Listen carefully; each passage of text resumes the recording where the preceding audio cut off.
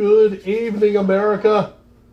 Good evening, world. We are back for week 2 of the all-new sports show. Yes, we are. The 2016 high school football season is well underway. We have 2 games under our belts now. And Ed, that picture, that murky picture, Yes. starting to get just a wee smidgen of a bit clearer. For some teams, it was very clear right before we went to the field at Bedingfield on Friday night, and then we got updates on our phone after we had already told the world our thoughts that apparently the picture got a little bit murkier for some teams. It did, folks. It was a big night of high school football. Yeah. The thing about the Big East now, hey, everybody in the Big East has a win. Yes. And almost everybody has a loss. Yes. Except for one. We'll get to it. Folks, coming up tonight is week 2 of what we're doing here, all online for you guys. We are going to have our first calling guest of the season. Our inaugural one. Oh, he's a very good one. It's a good. Always good. Good friend of the show. Good friend of the show. And we're trying out some technology, so we'll see how that works. Yes. Hey, folks, comment during the show here. Let us know what's going on. Well, you can get those comments. Am I right? I'm going to try to. That's okay. We're going to try to. But either way, folks. Hey, look, we had a great response from week 1. Had a lot of new likes on the Facebook page this week. A lot of new faces, new names popping up, asking us some questions. And thanks to all of you who pushed us over the 300 count. Absolutely, awesome. Folks. We're over the 300. We can now take on the Spartans. Yes. Leonidas, you got nothing on us except your glorious six-pack. Anyway, we'll continue. But yeah, folks, tell your friends, tell everyone, hey, check us out. We're your one stop for everything that's going on here in the Tri-County area. Certainly. The Wilson Times does a great job in Wilson. Absolutely. The Rocky Mountain Telegram does a fantastic job in Nash and Edgecombe County, but there's only one place that you can get all 3, NEW. And we're still new, no matter how old we are. Yes. Anyway, folks, we are going to start off talking about our game of the week. Of course, if you're joining us first time viewer maybe, we also do the WHIG TV high school football game of the week every Friday night. We have a set schedule with that, so we have a game of the week. It may not always end up being the best or most exciting game in the area, but it's the one that we've chosen before the season. So that is the one that we kind of highlight, and then we hit all the other parts. We love, like we said, we love viewer input. So definitely, guys, check us out. Send us your questions, all that good stuff. Ed's going to put us over a little later in the show. Yes. But our game of the week this week, we made our way into Wilson County for the first time, and we saw the Bruins of Bedingfield hosting the Southern Nash Firebirds. Both teams coming into this game 1-0 on the season. Both had impressive week 1 wins. You talked about it last weekend and kind of made the point, Bedingfield in there's a lot of turnovers. Yes. So they really had some things to try to iron out, and they were definitely stepping up a level from Goldsboro up to Southern Nash. Maybe they didn't iron all those out, and they definitely stepped up a level. Yes, they did. 5 turnovers against Southern Nash. The biggest one, though, which isn't even really going to be a turnover, or it's not going to go down in statistics as a turnover, was, and I said it, if you watched the game, you heard me say it about 800 times, it was the 3rd and 30 that they gave up to Southern Nash. It was a defensive struggle up to that point, still 0-0 in the second quarter. We thought we were going to have a very good game on our hands. Southern Nash didn't look that great. They had committed, I think, a turnover or 2 themselves. Bedingfield had some penalties. So did Bedingfield. It wasn't a very clean game up to that point. It was a very defensive-minded effort from both teams. And then 3rd and 30 happened, and that completely changed the complexity of the game. You could tell the Bedingfield players just deflated almost with that one play, and that really spiraled out of control. Southern Nash, a few plays later, got the touchdown. Then on the next kickoff, one of the players fumbles the kick return. Southern gets that back and scores on the very next play. Boom, 14-0. And at that point, Wes, the game was pretty much over. It was for Bedingfield. This is a team that is known for an explosively offensive run and shoot team. We didn't see it the other night. Early on in the ball game, it looked like they lost the guy we had really hyped as their big playmaker, Kenny Sims. We talked about him all night, and I think he played like 3 plays in the game. Yeah, a bit of a bruised hip, I believe, is the official word coming out of there. But we saw him pretty much, the most we saw him on Friday night was him just patrolling the sidelines and not really able to do anything. Exactly. So when you take a guy like that off the field, that changes a lot of things. Southern Nash up front were completely dominant along their defensive line.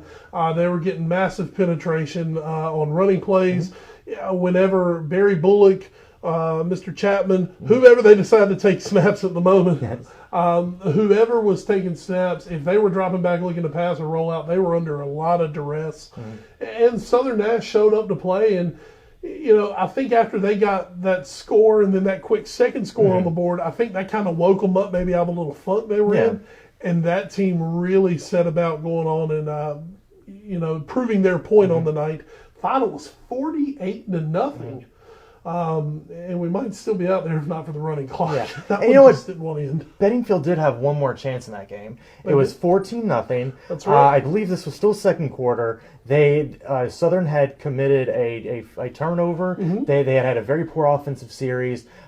Bedingfield started at about the Southern Nash 6. That's right. Had 4 plays, had a negative play, and on third down, they tried what, in your mind, and I did come around to it, was a good play call. It was basically pitch to the running back, have the running back toss to a wide receiver. That, because I played football. I haven't played Madden in a while, sorry guys.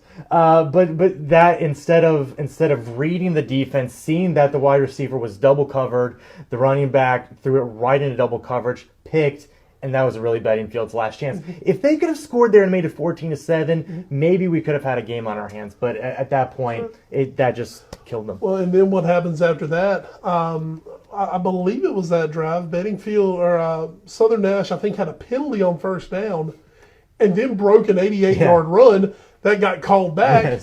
And then a few plays later, they scored on a big pass play. So, for Bedingfield, it was a big, 14-point swing right there for them. And that was pretty much all she wrote. Southern went to the halftime up 20-0. And the second half, they just cruised on home to a victory. Very, very muggy, hot night at Bedingfield. A lot of cramping. We did see the cramping out on the field. That slowed the game down some. But overall, here's the thing. I don't think that's the betting. It's unfortunate for Bedingfield that that's when we happen to see them, because I think that's a better team than that. We hope. We hope they respond well. I think physically they are more talented, especially if Kenny Sims comes back healthy. They're a better team than what we saw. I will be very interested, and we'll get to another team where I can say the same thing later. I'm very interested to see how they're responding. I think Coach Tyron Johnson, who, as we mentioned, in his last year at the helm at Bedingfield, really called them out in the post-game talk. We were waiting for Coach Brian Foster, which is his interview you can see on our Facebook page starting later this evening or maybe tomorrow. And as we were waiting, we heard Coach Johnson, justifiably so, ripping into a lot of his players. And because I don't think he was proud of their effort on the night, and that's what I think was the real story for Bedingfield, is the effort they gave, and that was really lacking. Well, something we've learned how to be able to tell sitting upstairs is a lot of times we can look at a team and say, okay, they just quit. Yes. And unfortunately for Bedingfield, we didn't bring it up the other night, but I think once it went 20-0, once they didn't get in for that touchdown and then gave up the big plays afterwards, I thought I saw the heads hang. The body language totally changed for Bedingfield. I thought they were done. There was one touchdown. I believe it was after the third touchdown to make it 20-0. One of the defensive linemen threw his helmet and broke part of it. I believe you actually saw that happen.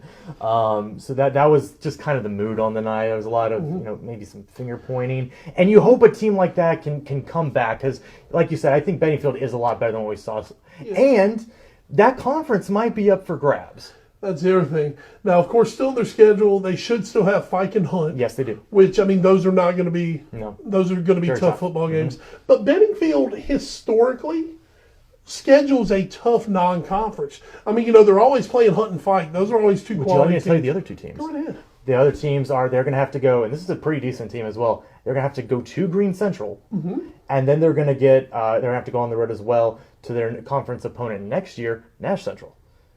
And that could be an interesting game. Could be an interesting game.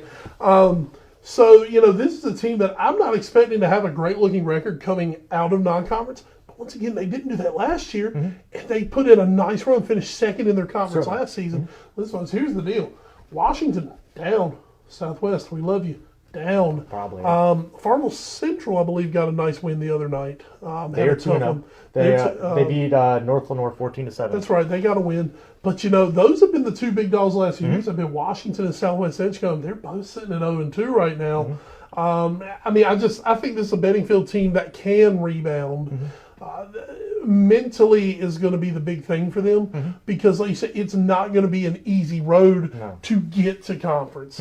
They've got a tough non-conference schedule. Maybe it almost breaks a little bit for them when they get to conference. They've got to stay healthy and they've got to stay committed and focused. Absolutely. Their first two games to open up their conference schedule, home for North Johnston, who's currently 2-0, and then at North Pitt, who's 0-1 because they scheduled their week off the very first week of the season. Who wouldn't? So they lost to Kinston this week 28-6, so they're just 0-1. And North Johnston has been a not good program over the last decade, really. So that's one that's those are two teams that you feel Bedingfield, if properly focused and motivated, they can go in and if not win, they're going to put up a heck of a fight in those two football games. So I'm not too worried about Bedingfield at the moment. I just really want to see that team stay the course and do what they're supposed to do. As for Southern Nash, still not a great game from them. They blew them out, but I think that was... it's hard to say a 48-0 scoreline flatters to deceive a little bit. I think it did Southern Nash to an extent, because again, as we said, Bedingfield just kind of gave up a little bit, I think, in that second half, and that made it really easy. There were penalties for Southern Nash. There were turnovers for Southern Nash, which unfortunately for them has been a bit of a hallmark for them in the past. Those are two things that we're used to seeing from Southern. What we also saw, though, was, talented running backs. And the ones they got, especially Kendrick Bell, who was our only sports show player of the game, they have a really good group of guys. And that defense also very solid, very underratedly fast, I think. Very much so. I thought up front they've got good size. They were physical up front, which you expect from Southern Nash. But I thought they had some good speed. Those linebackers are really flying around to the football. Talking about that running back core, Kendrick Bell is obviously the headline guy. But there were a handful of other guys getting carries. One who really jumped off the page was Bam Knight. Yes. And I'm not even saying his first name because it starts with it's like Zalonzo or something. But, they've got him listed as Bam, so he's Bam to me. Him and Too Good. Him and Too Nice. Too Nice. Too Nice. Too Nice playing the quarterback. Matt Hampton, the quarterback. They've got him listed as Too Nice. So he almost wasn't for a while there, but he actually came back, had a good game. My concern for Southern offensively, after the last couple years, I kind of put it away a little bit. I'm bringing the narrative back out. We missed Zach Foster. Well, what are they going to do when they've got to throw the football? Yeah. We saw three different quarterbacks the other night. As Coach Brian Foster talked to us afterwards, and he told us all three of them do some different things. They did have a passing touchdown. That was from the third-string quarterback coming in. To me, at this point, Matt Hampton does not look like, all right, Matt, we've got to throw the ball 15 times tonight. You're the guy. To me, I think that's going to be a tough spot for them is if they get down in football games coming back. But you know what? They've won a whole lot of football games over the years, not really throwing the football much. And here's the thing, they've got game breakers. Don't forget, we haven't even spoken about a guy who we didn't see much from the other night, mainly because they wouldn't kick the ball to him. But that's Nadir Thompson, a junior committed to North Carolina State, who is a speed demon. And, he had a few nice carries out of the backfield. Other than that, he didn't really need to get the ball much the other night, so they kind of held on to him. I'm sure we'll see more when we go and see them play Tarboro later into September. And between that and then and now, they will be at Bunn, who we know that's going to be a quality football game. Absolutely. And then South Johnston is going to be at home. Should be another quality football game. And then, as they say, Tarboro, and then they'll be at Aiden Grifton before their open week. Aiden Grifton, good lower-level football team. I believe Aiden Grifton's 1A. I might be wrong. I think they're a 1A squad. But they're a good one. Bunn played for a state championship a year ago. And just beat Fike last week. So Bunn's going to be a legitimate test for them this coming week. That's another team. They're going to have to clean up their act. They're going to have to cut down some of the penalties, hold on to the football. And the thing for Southern, it's always, when they get their penalties, they always seem like it's a holding off a 40-yard run. Yes. Well, we saw it. An 88-yard touchdown run was brought back because of holding. Yeah, and if I'm not mistaken, the hold wasn't even necessary for the runner. It was kind of behind the play almost. So it's kind of the same old song for Southern. It's just, the thing is, it's a really good song that just needs to be fine-tuned as the season goes on. I believe we've got Southern and Rocky Mount in the conference season. No, we don't. We've got Southern and somebody. We do. I believe it's Southern and Fike, maybe? I've got all of our games. To open it up? In here, we've got Southern and Fike to open it up. That's right. Yes. So, we're going to see Southern again also in the conference season. So, I expect by that time, Southern Fike should be a. I think that's a good transition into maybe our taking a look at our scoreboard. Absolutely, yeah. Let's take a look, especially around our Wilson County area. Let's see what Ed's got here. Oh no! Here we go. Everything looks fantastic, folks. You love our state-of-the-art scoreboard. There we go. Yeah, we do. There we go. All right, folks. We do have our week 2 scoreboard, of course, right up here. I'll green screen this like Greg Fishel. Right up here, you see your Southern Nash 48 Benningfield. We've talked about that one.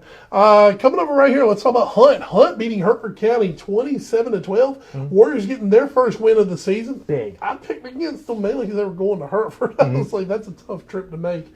Hertford called a big win, but first win under the new head coach. So that was a big one for those guys. So Hunt off the schneid. And Hunt's on their team. They don't take it easy with the non-conference. No, not at all. Kind of something you see a lot in this conference. Everybody goes and plays people. Yeah, not and some lower level teams as well do that. Tarboro notably.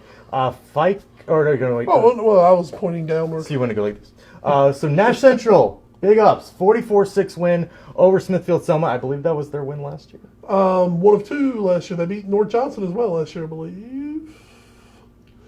So we're talking about that real quick. Nash Central, coming off the beating last week that they took from the hands of Tarboro. We've talked about it. It's a building process. Chris Lee knows he's got to build. He knows he doesn't have an easy job on his hands. Smithfield Selma, luckily, is on the schedule. Yes. That's a big help. It's good for kids to go in and think, hey, this is a week we've really got a chance this week. We go and get the win, and you're hoping that's going to build the confidence going forward for that team.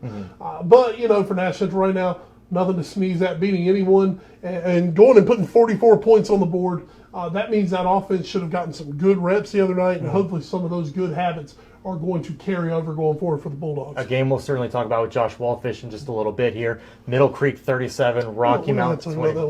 Oh, of course we do. Rocky Mount in that game 17-16 at one point, and then Middle Creek rolled off about 21 straight points and kind of put them away. But that is a game that I think is a building block game for Rocky Mount, a game that maybe they weren't favored to win necessarily. I think some of us picked them to win it, but still, that was a good game to see where Rocky Mount really is going forward, because they had South Granville. That wasn't going to be a test. Their conference or non-conference schedule is very tough. They're going to be at Rose, at Hoke later on, but this was a really good barometer game against a team that they almost beat last year in Apex. Exactly. This is a team a year ago. Middle Creek ended their season in the 4AA Eastern Finals. Yes. That's 4AA. It's the biggest classification in the state. Both these teams are ranked in the top 4 of the N&O's top 25 poll. That's regardless of classification. Rocky Mount was the highest ranked 3A team in there. I haven't seen it. I don't think the N&O polls come out yet. I believe it kind of comes out maybe early, middle week. Yeah. I don't think Rocky Mount's going to go too far down on that. I can't see them really dropping below maybe number 7. I mean, because when you look at this game, 37-25, that may flatter to deceive a little bit on the scoreline. Rocky Mount scoring in the last minute. Well, but here's one thing that happened. When Middle Creek made it 16-14 in that game, Rocky Mount actually intercepted a ball in the end zone, and then Detroit Rivas tried to run it out instead of just going down to a knee. Ends up getting tackled in the end zone. There's 2 points, and then they had to give the ball back to Middle Creek. Now, Middle Creek did not score on that. But wasted opportunity for Rocky Mount, and they gave them 2 points and lost some momentum on it.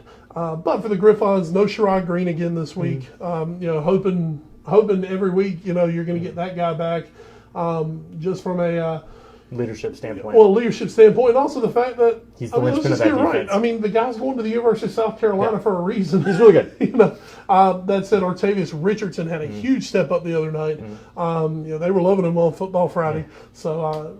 I think Rocky Mount I think they're fine. It's just a tough football game. We'll see what happens. We'll probably be saying that when they go to Rose in a couple weeks. Lost to them last year. It ended up okay. So as far as you know. If so, I'm told. Fight 28, East Wake 6. Fight comes back off just 3 days rest from their Monday loss, and they get a win Close over loss. East Wake. Yeah, Close loss. against that Bun team. Fike was a 7-6 team a year ago. Had some superstar names, AJ Hines, DJ Daniels, but that was a team that never really got together. Defensively, it was bad.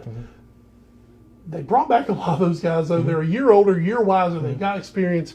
That's a tough football team. Yes. Wilson Fike is going to be in the hunt for the Big East Conference Championship. I'm going to tell you right now, you could almost classify the Big East Conference as a 3-team race for that top spot.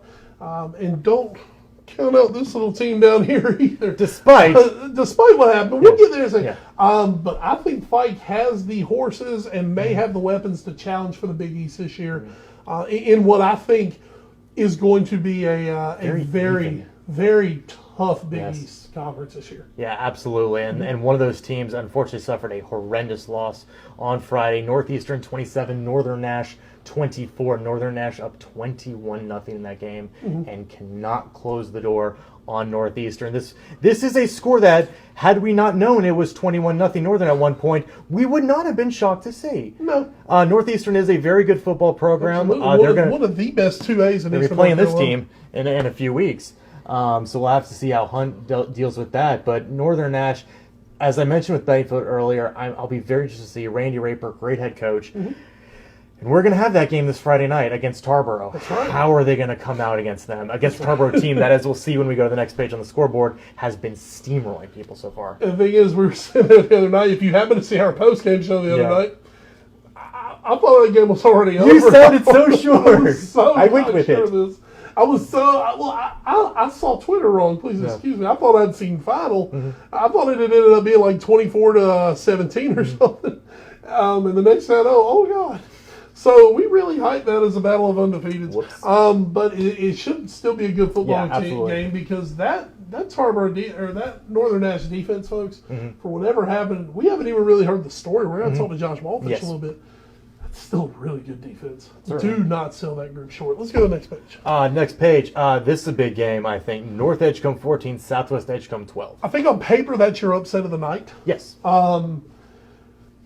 In the real world, folks, we've said it for a while. I had a lot of people. Of course, I live in the Southwest community. I had a lot of people ask me, "Hey, what do you think Cougars are going to do this fall?" I said, "I think you're going to have a step back. I think there's a void in there. I think you got some really good players back." But I thought that Southwest team was missing a little bit. With Dylan Hodges getting injured, I think Hodges playing quarterback for them gives them another dimension. Yes.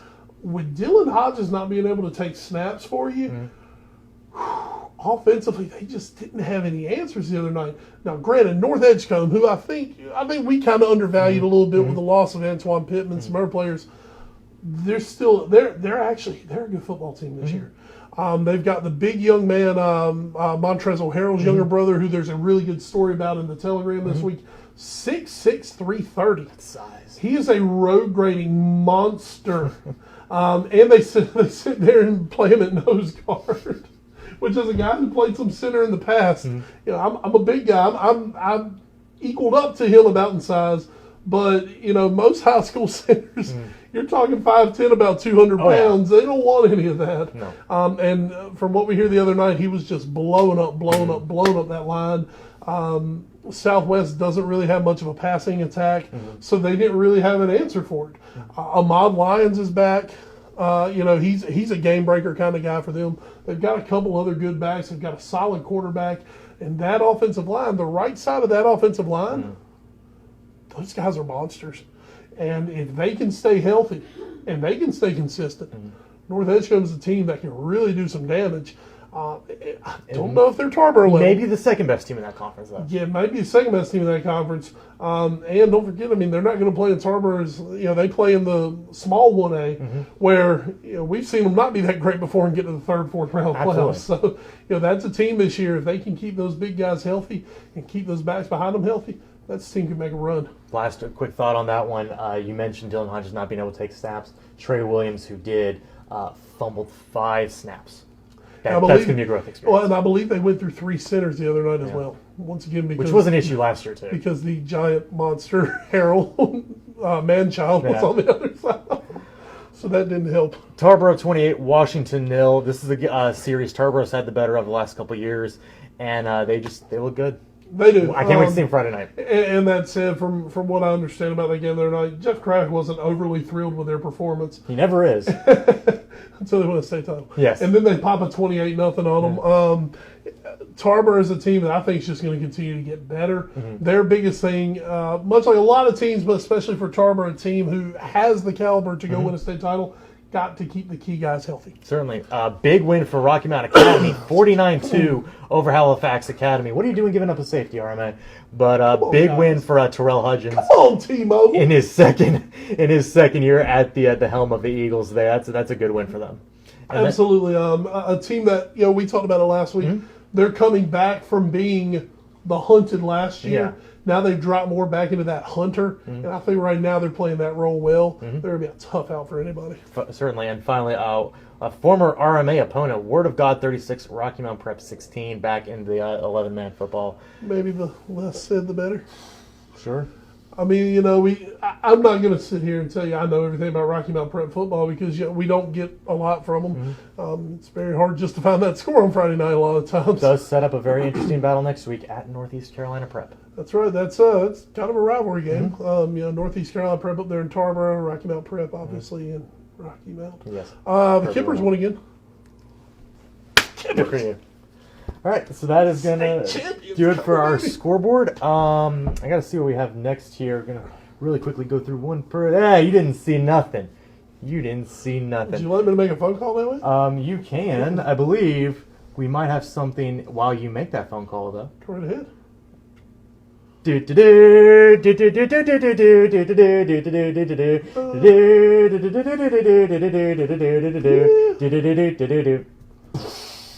The team who came back from the dead. Boom! Yeah. And this week we kind of have the same thing to talk about. Yeah, we did. So 60 seconds of soccer this week as you phone one Josh Walfish. This was actually your matchup on 7:30 on Saturday morning. I was up. I was up too. Oh man, I was sitting literally right over there in the panic room apparently. Panic room. All right. I think Josh, you on the phone?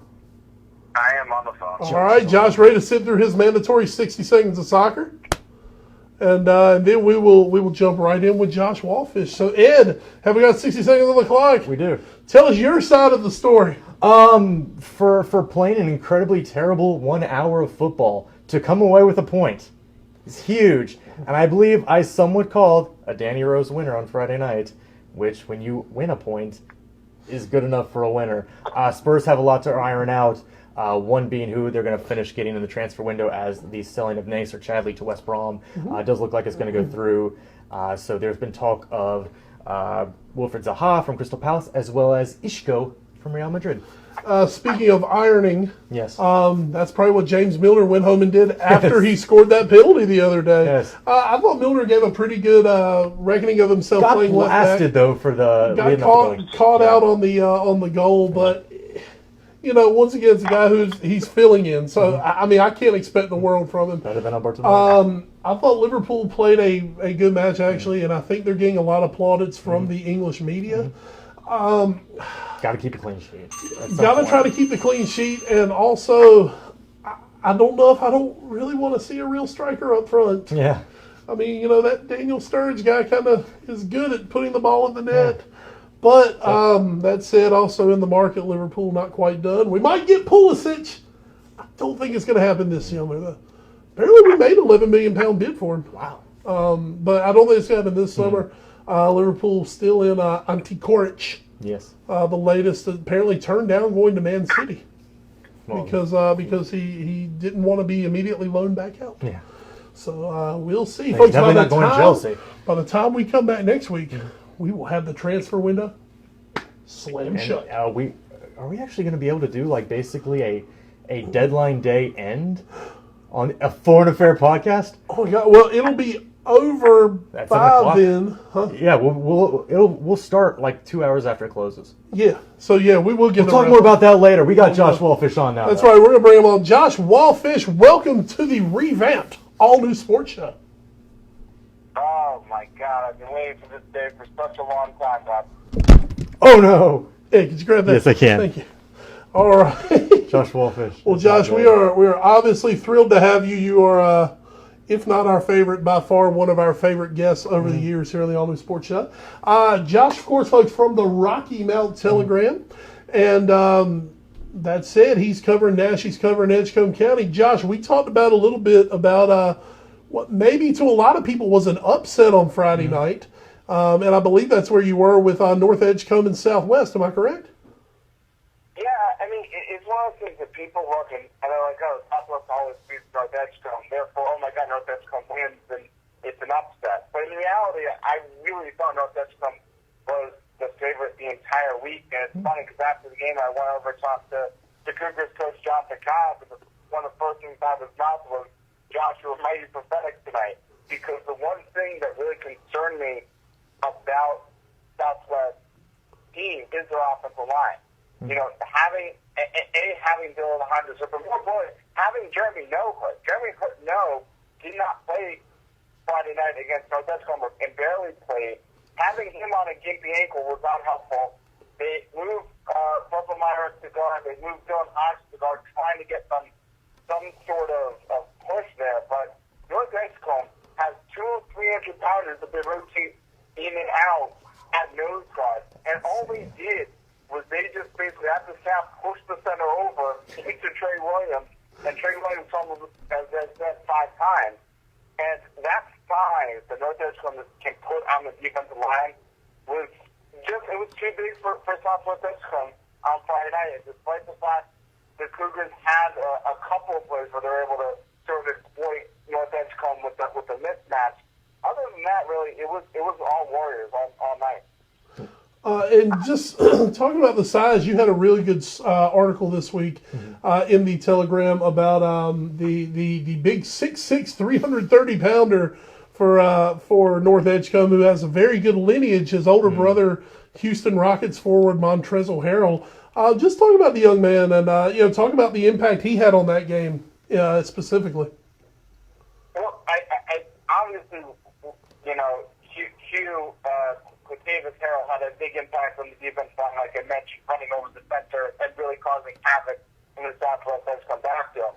But offensively, he probably had a bigger impact because you look at it, I mean, he is playing left tackle for North Edgecombe. And when North Edgecombe tried to run right, a lot of times Alon Lyons would gain a yard or two and then try to juke people out, try to use his quickness and try to gain a couple extra yards. When they ran left and they ran behind Q, Mike Sharon had fields, giant fields, length of field in front of him. He had a couple of nice long runs behind Quatavis Harrell, and that's the biggest difference. When North Edgecombe tried to run right, their success rate was about somewhere between 30 to 40% in terms of getting those 3-4 yard chunks that they need to keep a drive. When they went left, it was almost 80-90% of the time when they had Mike Sherrod behind Quatavis Harrell, and that's a big reason why all of a sudden he's on these colleges' radars, because these colleges do their due diligence, they come through, they look for players, and when you see a player that's 6'6", 330 who can move like Quatavis Harrell can move, that opens a couple lines. Yeah, and that was a big win, Josh, for North Edgecombe. Speaking of another Northern team, Northern Nash, can you fill us in? Because we don't really know what happened. We saw at one point it was 21-0 Northern, then it was 21-6, and then we looked and it was 27-24 final. What happened at Death Valley on Friday night?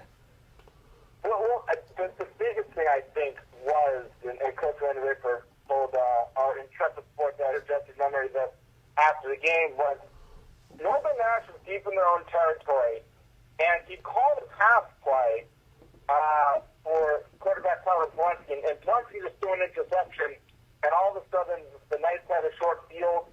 I think it was 21-6 at the time, then all of a sudden it was 21-13. And after that, it just seemed like the confidence kind of started to deflate them a little bit.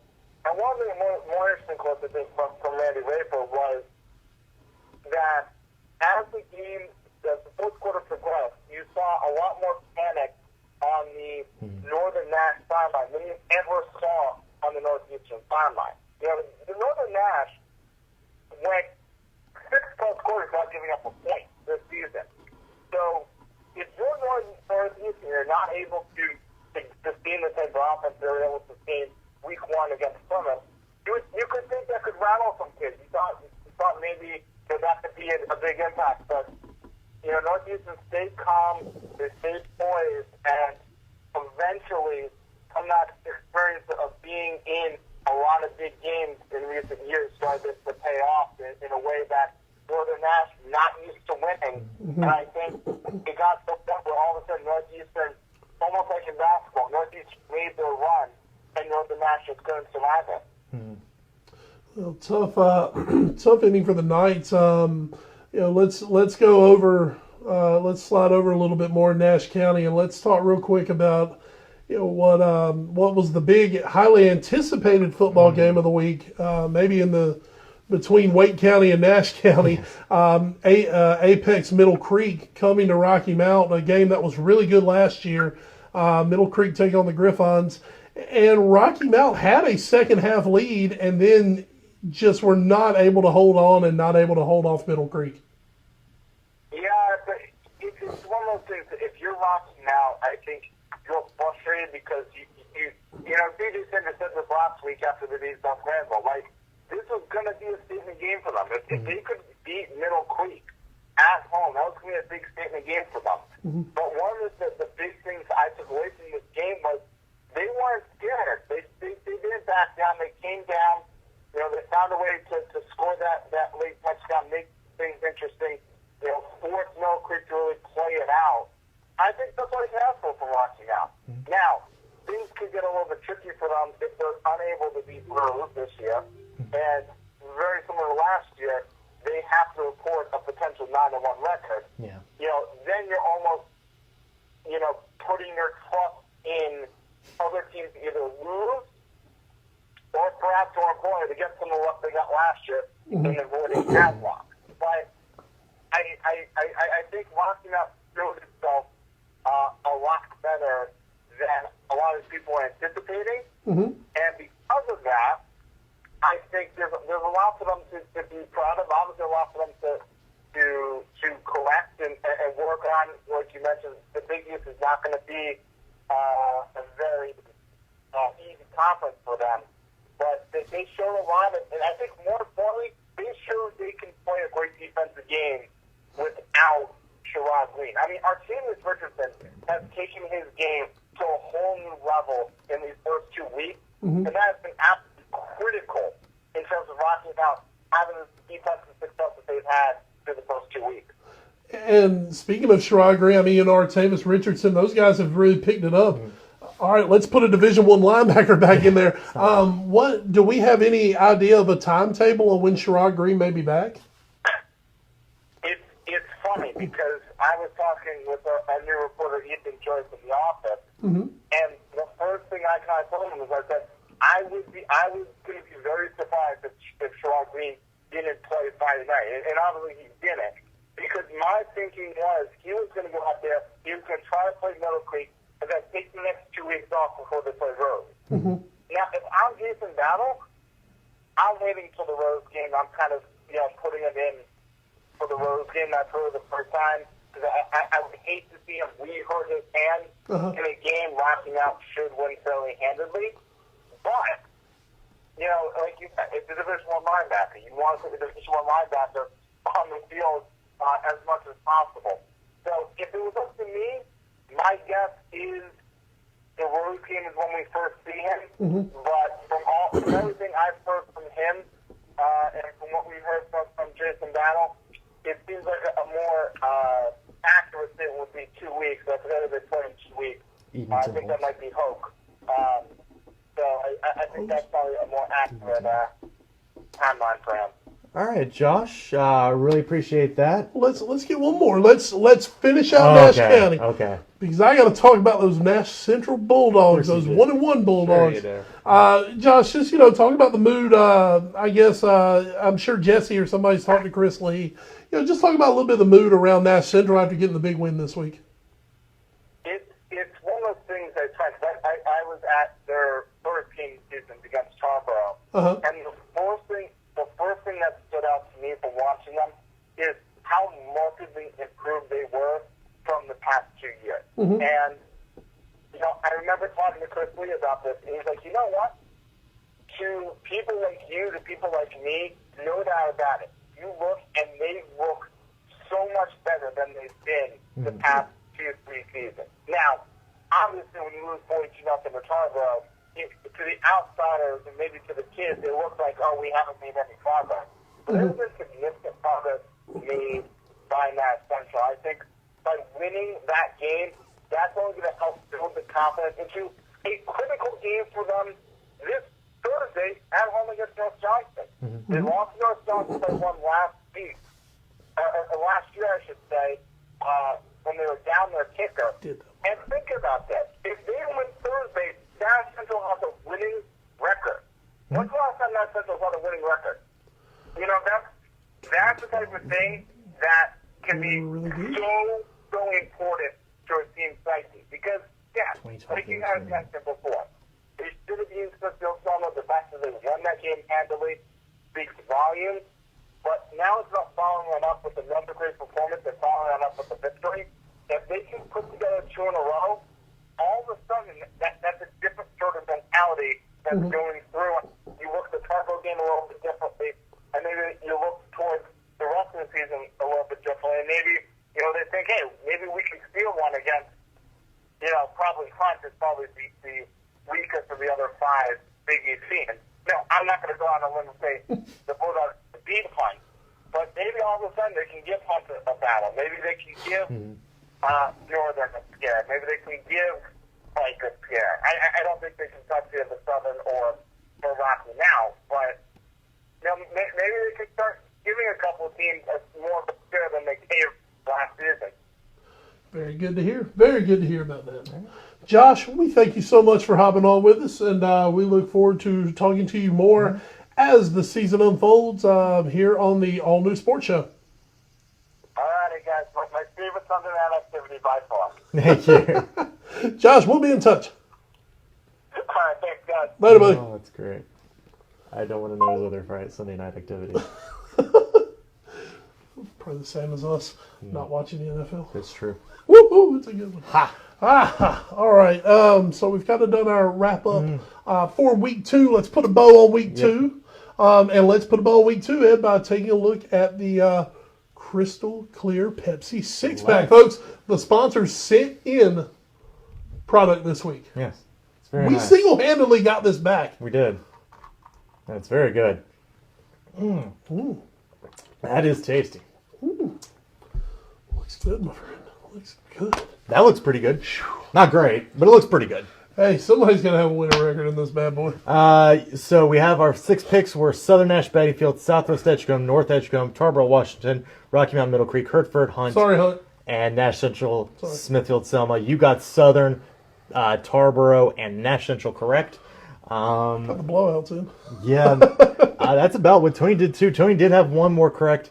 And actually, this should be what? So actually, he is 5-1. Yeah, okay, yeah. This should be white. This should be gray. Yeah, so these two should be switched out. So he is actually 4-2. That is correct. Yeah. But these two will be switched out for tomorrow. So he did get Southern, Tarboro, Middle Creek, and Nash Central. Central Tony went against the Capstone. I'll keep that in mind, Tony Downey. I went 3-3. Unfortunately, I went with the Capstone and was made to pay. But didn't you just feel better about doing it? Of course I did. So it's a feeling inside. I did go with Nash Central, Tarboro, and Southern. So as you said, got the blowouts. And then there's our special little man. Yeah. We call him Clint. We call him Deuce. Went with Bennyfield. Only man to pick Bennyfield, and he didn't get it. Only man also That's the picked Smith. egregious one. Come on, man. For as many times as he's picked Nash Central. As many times you've gotten on us for not picking Nash Central. Yeah. Come on, Clinton. Yeah. Peace, Deuce. All right. But Clint Williams a 1-5 week, so Clint is, not to be mean, kind of back where he belongs. Bottom of the pile. As you That's what he does. We have you two top 7-5. I am 2 back. I think this is probably, though, the overall worst we have ever as a collective done. I would say so. This is horrendous. This is a bad start. So just shows how good the ball is this year, right? Absolutely. It's very good. And just to Highlights? prove that we are paying attention to you guys on Facebook Live, we do appreciate the comments you guys have been dropping in, Hey. including one by Hope Denton Edwards, who talks about Bulldogs versus Vikings. Defense wins games, #Vikings. So there you go. Defense did win Well, that keep game. the other team from scoring. That's It helpful. helps. And we will see those Tarboro Vikings this Friday night on our WHIG TV High School Football Game of the Week as they enter Death Valley, take on Northern Nash. That is going to be a heck of a ball game, I think. That's right. I don't expect to see a ton of scoring in that game. I think you're going to have two really top-level defenses. For Tarboro, our first chance to get a good look at them. For Northern, I want to see how that team bounces back. Yeah. Because, you know, as much as you want to kind of just sweep it under the rug and say, all right, we lost, that's a tough way to lose. Yeah. That was a tough football game for them to lose. But that said, I like the mentality of this Northern team. I don't know if they're going to come out and win this week, but I think they're going to have a good showing, at least. This Tarboro team might be a little too much. Yeah. And that's mainly because this is an elite state championship level Tarboro football team. This is the best team they've had probably since the year after Todd Gurley left, when they lost in the state championship game, where the guy who was the defensive stalwart on that was just named a captain at Ohio State football team. But that is our game of the week. Taking a look around everyone else. I actually do have our schedules up here for everyone. Just a quick look around the new area.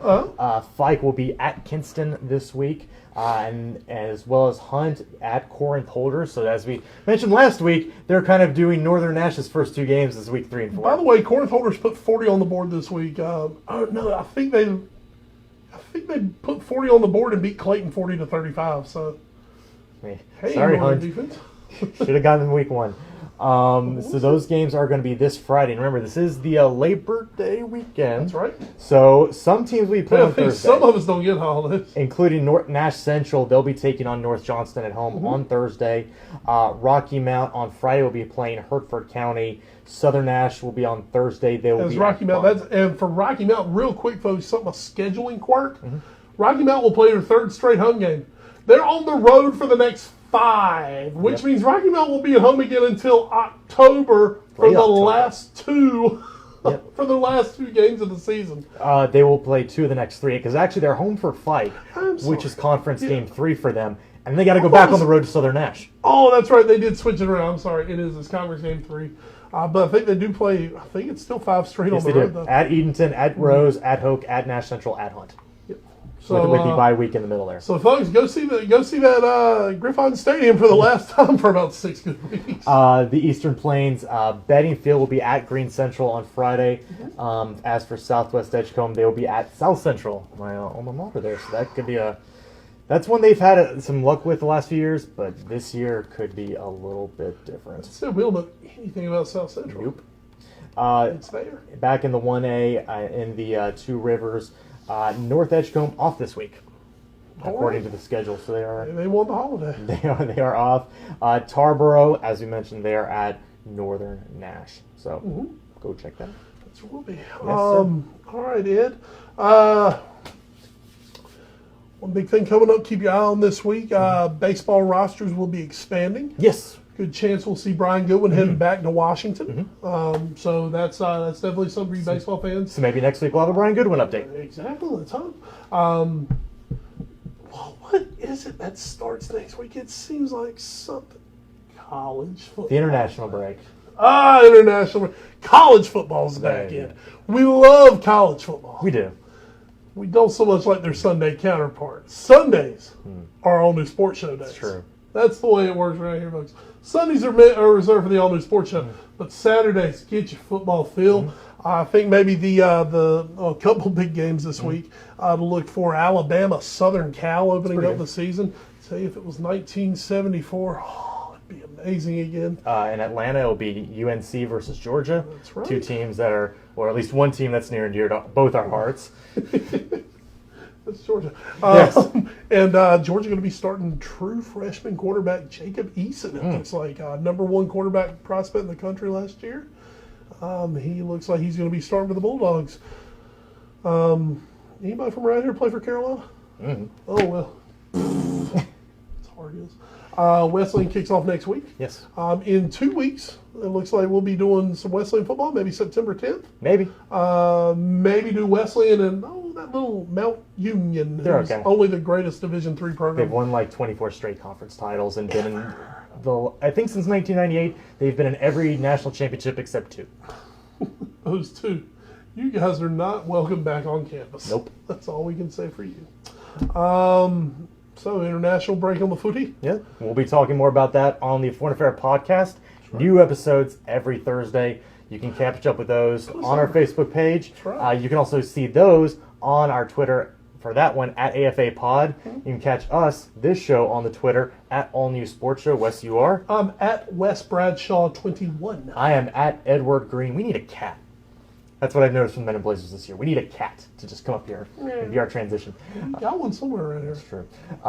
We also can be found allnewsportshow@gmail.com, on Instagram, All News Sports Show, YouTube, The All News Sports Show. And of course, this show will end up on YouTube. Mm-hmm. Yep. Last week's show, if you need to go back and see week 1, is up on YouTube. Mm-hmm. Just go check them out. Just like it's also on this Facebook page. And lastly, mail us letters and parcels to 1701 Sunset Avenue, Suite 201, Rocky Mount, North Carolina, 27804. Ed just said we need a cat, so somebody send us a cat.